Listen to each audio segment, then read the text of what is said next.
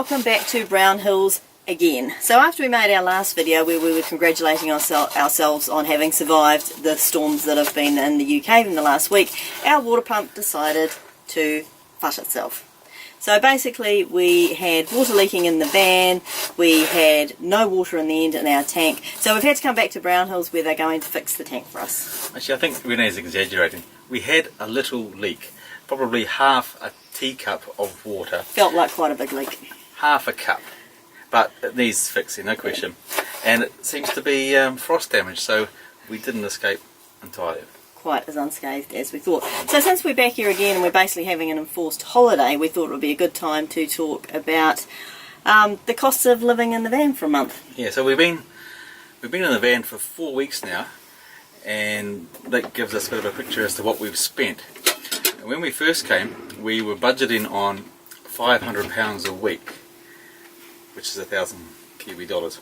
But the good news is that we seem to be spending about £300 a week. And we can break that down into sort of three key components. There's one which is fuel and warmth, energy, etc. Two which is food, and then three the incidentals, and we'll talk about those three things now. About a third of our budget goes on fuel. That's both diesel and LPG. Yeah, diesel's by far the biggest part of that. So £1.23 per litre.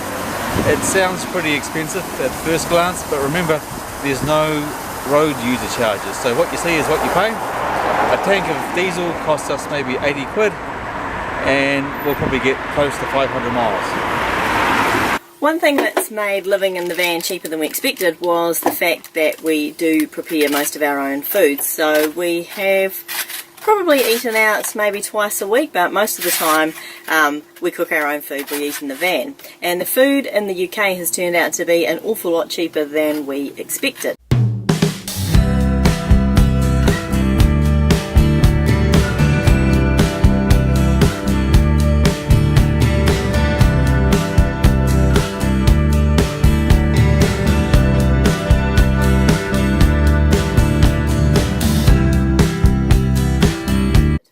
So on a normal day, for example, we start off with our cereal and yogurt, and cereal here has turned out to be a third of the price probably at home. We eat quite a bit of yogurt and these things, for example. So we can buy a tub of yogurt that size for 68p, which is about $1.40 New Zealand. There's no way we would get that at home. We've been eating a lot of things like wraps, because to buy a packet of these is 45p, which again is 90 cents New Zealand. And fruit and veggies here are really cheap as well. She's telling you all the healthy stuff. I haven't got to the treats yet. So fruit and vegetables are a lot cheaper than home though. So we can buy 3 capsicum for 92p, which again is about $1.80 back home. You'd be lucky to get one back there.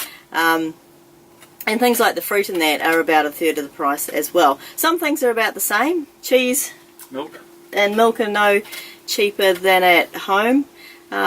Meat's probably about the same price. So basically, we don't eat a lot of meat now. We will buy, say, ham, and maybe salami and bacon because those things are cheap. But things like chicken and beef, they're no cheaper than at home. The other thing we found that's really cheap are these types of things.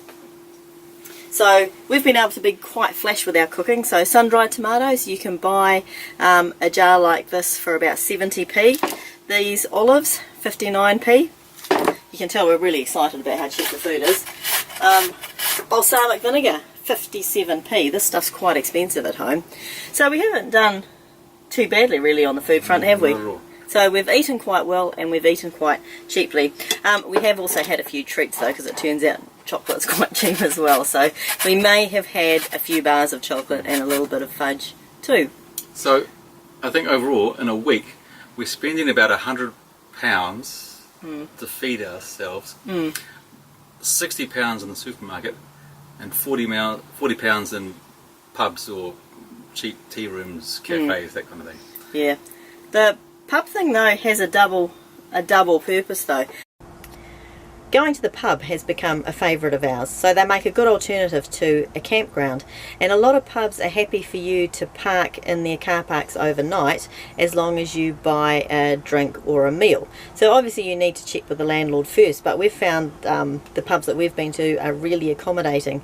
So instead of spending £20 on a campground, we've ended up spending 20, and in some cases a little bit more, on meals and drinks.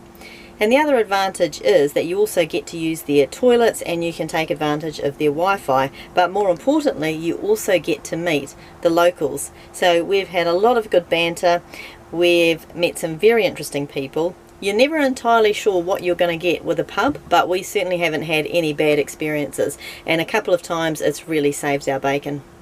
And the other £100 that we spend, our sort of discretionary money, that actually includes things like parking and the campsites as well, and the pubs kind of flow into that a bit. And the entrance to attractions. So if you go to a castle, there's £10 each.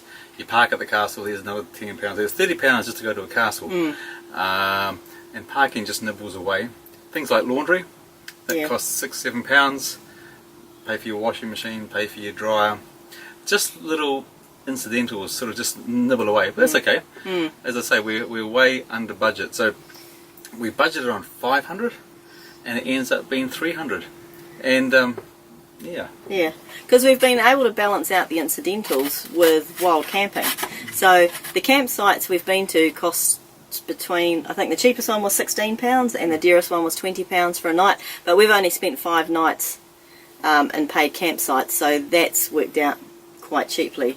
And a lot of the other places we've stayed have either been totally free, or there are public car parks that you can stay in where they don't mind motorhomes, and basically you pay your normal day parking fee, and then they might charge you £1 to stay overnight. But some of those have been completely free as well because of the time of the year, so that's really helped to keep down our costs. So 4 weeks in the UK, £1,200. And the one other cost that we haven't factored in, or it's there, when we first got the van, we probably spent £200 just setting up, pots and pans and plates and sheets and bedding and hose clips. So, but just living, £300, which is pretty good.